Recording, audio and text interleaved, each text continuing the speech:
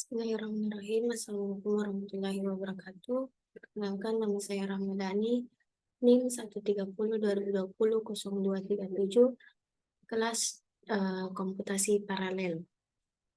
Oke, baik. Di sini saya akan menjelaskan materi komputasi paralel. Kemudian, next slide. Di sini topik-topik yang akan saya bahas mengenai paralel terminologi, CPU arsitektur von Neumann, kemudian control unit, kemudian ada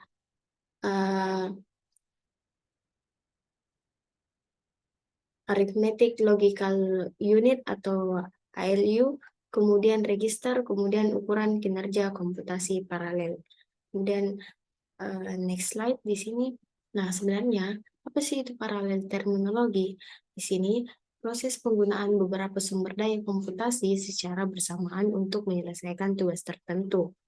Nah, kemudian contohnya dalam komputasi paralel, tugas tersebut dibagi menjadi sub-sub tugas yang dieksekusi secara bersamaan oleh beberapa proses. Nah, contoh lainnya di sini digunakan untuk seperti sistem ini menggunakan arsitektur paralel untuk meningkatkan kinerjanya atau memproses atau program ini dirancang untuk mempercepat proses komputasi serta di sini untuk menjalankan tugas secara bersamaan. Nah, oke. Kemudian next slide di sini ada CPU arsitektur von Neumann. Nah, di sini model komputasi yang memisahkan program dan data dari dalam memori. CPU membaca instruksi dari memori dan melakukan operasi berdasarkan instruksi. Nah, di sini ada input device, kemudian di sini di CPU-nya ada sebagai control unit dan logical unit. Nah, di sini melakukan input-output kepada memori unit, kemudian outputnya berupa output device. Nah, adapun komponen penyusun oleh arsitektur von Neumann ini, yang pertama arithmetic logical unit atau ALU. Di sini unit yang melakukan operasi aritmatika dan logika. Kemudian ada control unit untuk mengendalikan operasi komputer. Kemudian ada memori untuk menyimpan data memori.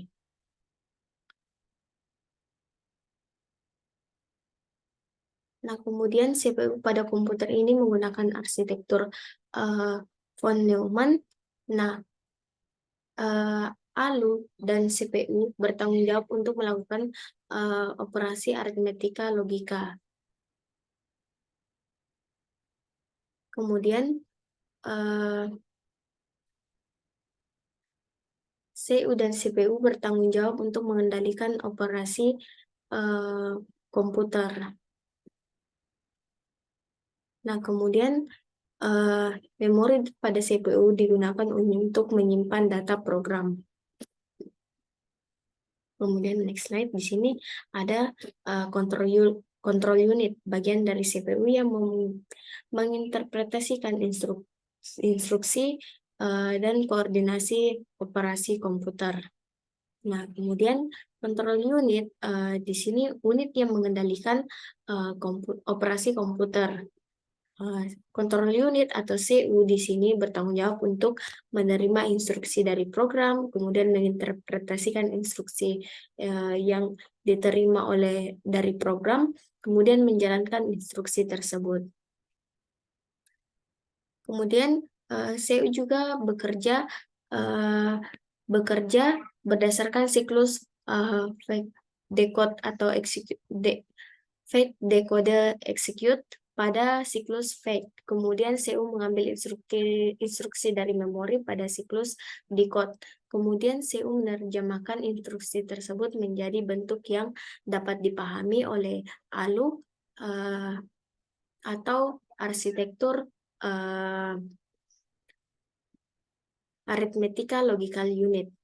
Kemudian di sini pada siklus execute, CU menjalankan instruksi yang diberikan tadi. Nah, sederhananya CU atau control unit pada CPU itu mengambil instruksi dari memori, kemudian control unit melakukan menerjemahkan instruksi tersebut menjadi bentuk yang dapat dipahami oleh ALU, kemudian CU menjalankan instruksi tersebut. Nah, seperti itu konsep sederhana dari control unit. Kemudian the next di sini ada arithmetic logic unit atau disingkat dengan ALU.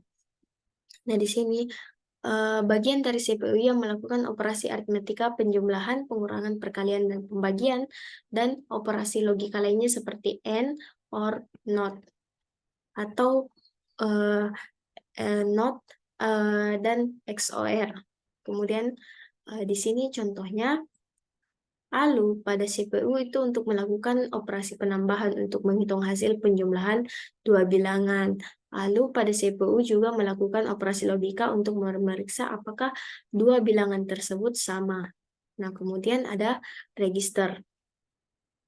Register adalah lokasi penyimpanan kecil yang dapat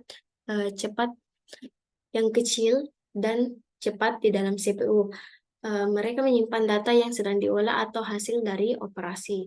Kemudian di sini register terbagi atas register data atau biasa disingkat dengan DR, menyimpan data yang akan diolah, kemudian register address di sini AR menyimpan alamat memori yang saat membaca atau menulis data. Nah, kemudian di sini sederhananya CPU menggunakan register untuk menyimpan alamat memori dari data yang sedang diproses. Sedangkan CPU menggunakan register untuk menyimpan hasil operasi aritmetika atau logika. Nah, kemudian ada ukuran kinerja komputasi paralel. Nah, di sini yang pertama yaitu ukuran kinerja komputasi paralel dapat diukur dengan beberapa metrik, termasuk speed up atau percepatan dan efisiensi atau efisien. Kemudian di sini ada yang kedua yaitu ada rumusnya yaitu speed up atau disimbolkan dengan S, rasio antara waktu eksekusi pada sistem tunggal dan waktu eksekusi pada sistem paralel. Kemudian S di sini sama dengan T1 per TP. Kemudian